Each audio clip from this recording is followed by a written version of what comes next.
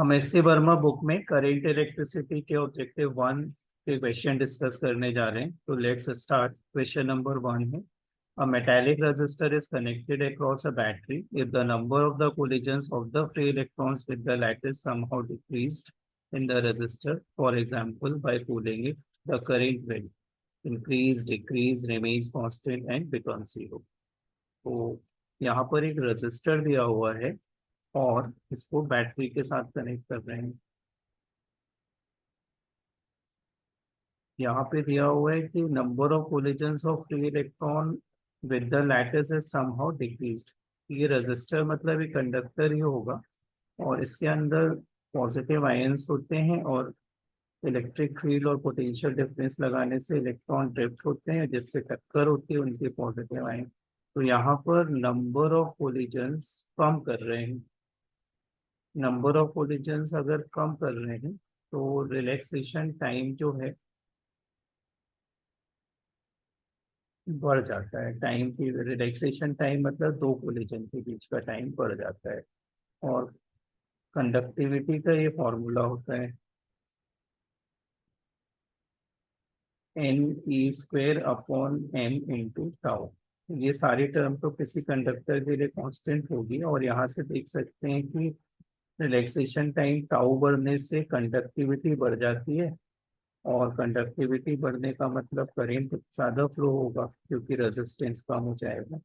Conductivity बढ़ने का मतलब रेजिस्टिविटी कम हो जाएगी और आर का फॉर्मूला होता है रो एल बाई एल और एक अगर नहीं चेंज हो रहे हैं तो रो के कम होने से आर की वैल्यू कम हो जाएगी और आर अगर डिक्रीज होगा तो सर्किट का करंट इंक्रीज हो जाएगा। तो इसका सही आंसर ए है। इस क्वेश्चन को डायरेक्टली भी सोच सकते हैं कि टेम्परेचर यहाँ पे कम कर रहे हैं, कूलिंग से मेटालिक कंडक्टर का रेजिस्टेंस कम होता है तो करंट की वैल्यू बढ़ता है।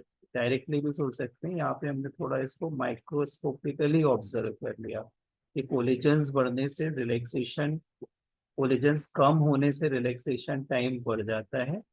रिलैक्सेशन टाइम बढ़ने से इस फॉर्मूले के अकॉर्डिंग कंडक्टिविटी इंक्रीज होती है। कंडक्टिविटी इंक्रीज होने से रेजिस्टिविटी डिक्रीज होती है और रेजिस्टेंस के फॉर्मूले में रेजिस्टिविटी अगर डिक्रीज होगी तो रेजिस्टेंस डिक्रीज होगा और करंट इंक्रीज हो जाएगा।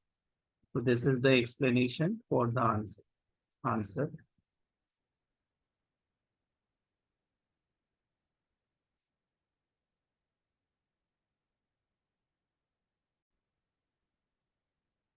Question number 2.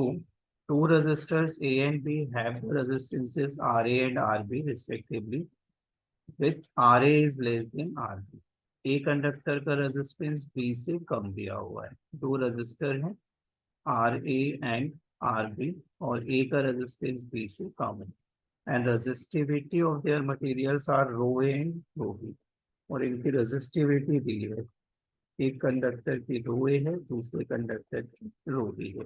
लेंथ और एरिया के बारे में कोई भी इंफॉर्मेशन नहीं है।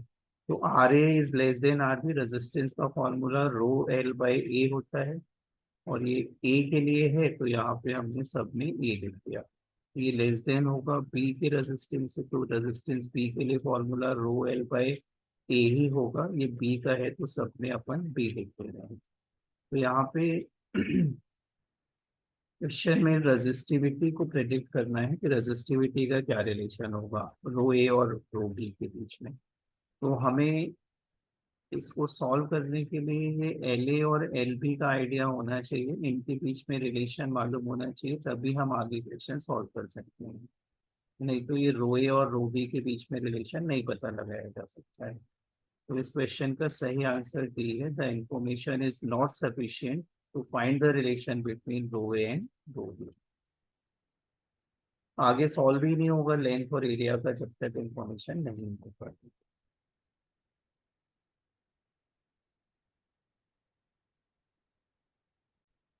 Question number 3। Question number 3, the product of resistivity and conductivity of a cylindrical conductor depends on. अगर हमारे पास एक कंडक्टर है और इसकी रेजिस्टिविटी रो और कंडक्टिविटी सिग्मा है तो इनमें ये रिलेशन होता है sigma is equal to 1 by rho. तो sigma into rho is equal to constant 1 हो जाएगा, जो एक कांस्टेंट वैल्यू है। तो क्वेश्चन है कि प्रोडक्ट इन पे डिपेंड करता है। तो सिग्मा और रो का प्रोडक्ट तो एक कांस्टेंट है, तो वो तो किसी पे डिपेंड नहीं करेगा। हाँ, सिग्मा रो पे या रो सिग्मा पे डिपेंड करेगा। रो चेंज होगा तो सिग्मा चेंज हो जाएगा, लेकिन दोनों का प्रोडक्ट हमेशा कांस्टेंट वैल्यू रखेगा। तो पहला ऑप्शन टेम्परेचर है, गलत है। रेजिस्टिविटी और कंडक्टिविटी टेम्परेचर पे डिपेंड करेंगे, इनका प्रोडक्ट नहीं करेगा। मटेरियल गलत है। एरिया ऑफ क्रॉस सेक्शन भी गलत है। तो इसका आंसर है none of these.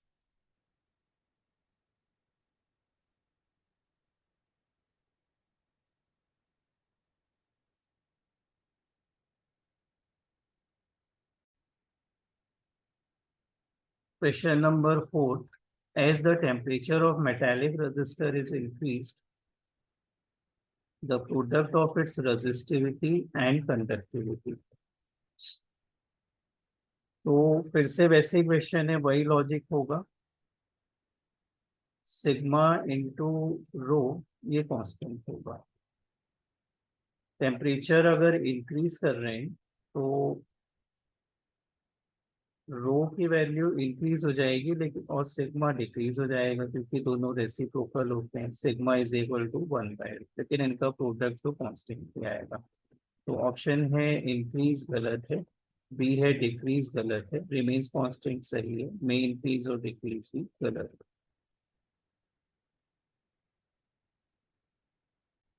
Question question number 5.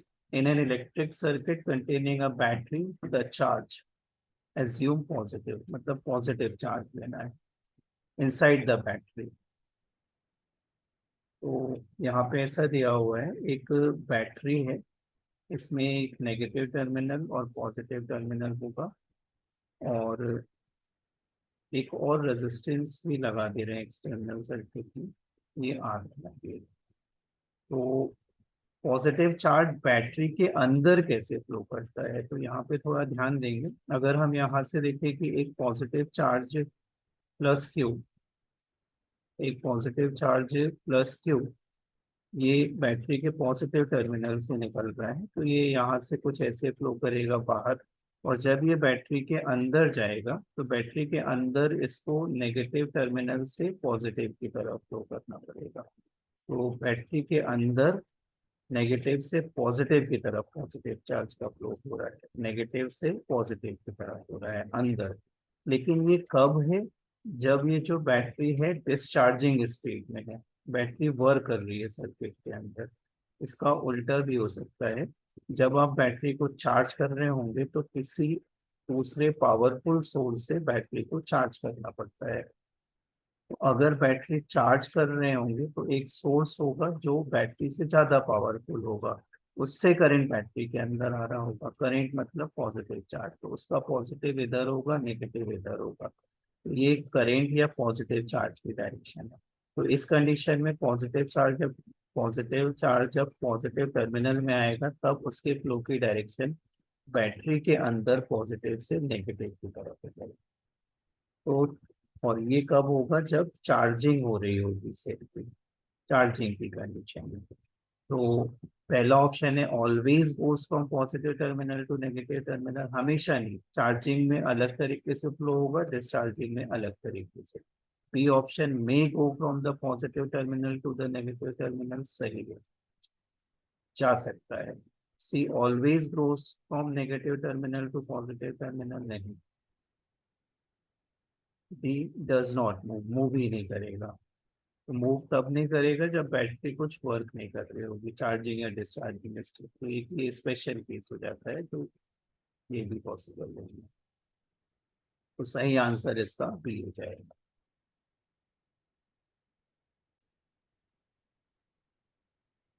Question 6. A resistor of resistance R is connected to an ideal battery. If the value of R is decreased, the power dissipated in the resistor will. एक register है जिसकी value are है, ये ideal battery से connected है। Ideal battery मतलब उसका कोई इंटरनल रेजिस्टेंस नहीं होगा, और अगर उसका इंटरनल रेजिस्टेंस नहीं होगा तो जो इसका ईएमएफ है वो V के इक्वल होगा, क्योंकि E minus I R is equal to V होता है टर्मिनल वोल्टेज, और अगर इंटरनल रेजिस्टेंस नहीं है तो इसका पोटेंशियल डिफरेंस हमेशा ई रहेगा, ये चेंज नहीं होगा और ये कांस्टेंट रहेगा। तो ये इसका ईएमएफ फिक्स है, कांस्टेंट है, ये चेंज नहीं होगा। जो ईएमएफ है वही टर्मिनल वोल्टेज होगा, मतलब यहाँ आर के अक्रॉस पोटेंशियल डिफरेंस चेंज नहीं करेगा इस सर्किट में। तो इसमें पूछा है पावर डिसिपेटेड कितना होगा, तो पावर का बेसिक फॉर्मूला V इंटू आई होता है। इसको अगर आप बदलें V को आई आर लिखें तो ये आई स्क्वेयर आर भी हो सकता है। P इज इक्वल टू, अगर आई को बदल दें तो V स्क्वेयर बाय आर हो सकता है। तो यहाँ पर हमको ये देखना है कि चेंज कौन सी क्वांटिटी नहीं हो रही है, तो यहाँ पे V चेंज नहीं हो रहा है, V सेम रहता है। तो इसमें आपको यहाँ पर P is inversely proportional to R होता है।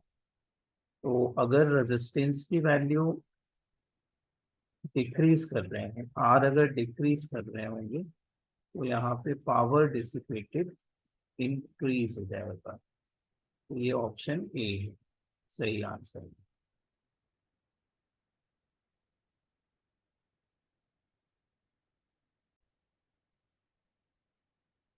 Question number 7. A current passes through resistor. Let K1 and K2 represent the average kinetic energy of the conduction electrons and metal ions respectively. Then तो kinetic energy के बीच में relation बताना है। Resistance मतलब एक conductor ही होगा, और जब इसमें करंट पास करते हैं तो इसमें पॉजिटिव आयंस होते हैं, ये फिक्स रहते हैं, और इसके अंदर फ्री इलेक्ट्रॉन मूव कर रहे होते हैं। तो पॉजिटिव आयन तो मूव करते ही नहीं है, और यहाँ पे ये पॉजिटिव आयन सिर्फ जहाँ पर हैं थर्मल एनर्जी की वजह से थोड़ा वाइब्रेट करते हैं अपनी जगह पर। ये पॉजिटिव आयन जो है ये मूव नहीं कर पाते, ये फिक्स्ड रहते हैं और थोड़ा सा वाइब्रेट बस कर सकते हैं, ऑसिलेट करते हैं, जहाँ पर हैं ये वहीं पर ऑसिलेट करते हैं। जबकि फ्री इलेक्ट्रॉन्स तो मास बहुत कम होता है, ये टक्कर करते हुए धीरे धीरे आगे बढ़ते रहते हैं। तो नेचुरली फ्री इलेक्ट्रॉन्स की काइनेटिक एनर्जी काफी ज्यादा होती है पॉजिटिव आयंस के कंपेयर। तो यहाँ पर पहले इलेक्ट्रॉन की काइनेटिक एनर्जी K1 है और मेटल आयंस की K2 है। तो K1 is greater than K2, तो इसका सही आंसर सी है।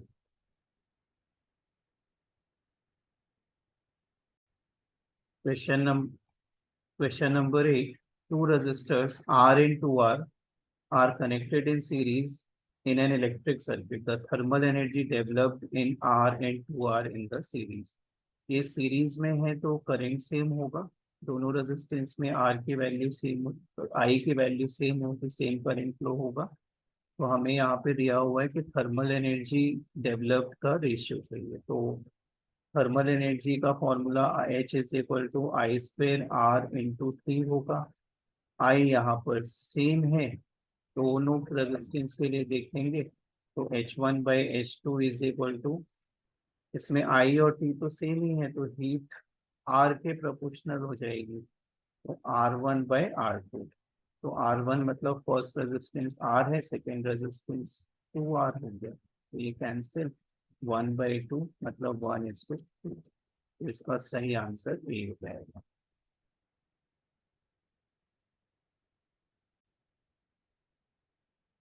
Question 9. Two resistors R and 2R are connected in parallel in an electric circuit. The thermal energy developed in R and 2R.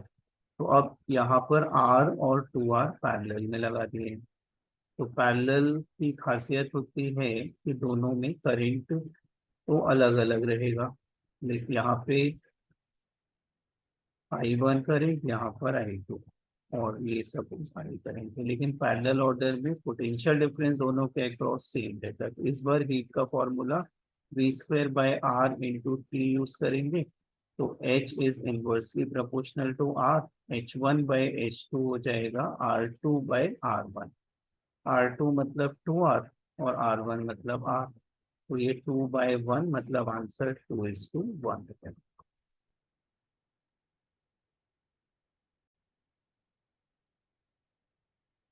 Question 10, a uniform wire of resistance 50 ओम। एक 50 ओम का कोई resistance है और is cut into 5 equal parts. These parts are now connected in parallel. The equivalent resistance of the combination is, इसके 5 parts कर दिए और 5 parts को parallel में लगा दिए, तो ये कुछ ऐसा सर्किट हो जाएगा 1 2 3 4 और 5, और इन सबको पैरेलल में कनेक्ट कर दिए। और अब हर एक की वैल्यू कितनी हो जाएगी, 50/5 मतलब 10 ओम हो जाएगा। एक पार्ट की रेजिस्टेंस 10 ओम हो जाएगा, सारे 10 ओम के पैरेलल में लगे हुए हैं, तो 1/R नेट निकाल देंगे। 1/10 1/10 5 टाइम्स आएगा, तो ये 1/2 हो जाएगा, तो R नेट की वैल्यू 2 ओम हो जाएगी।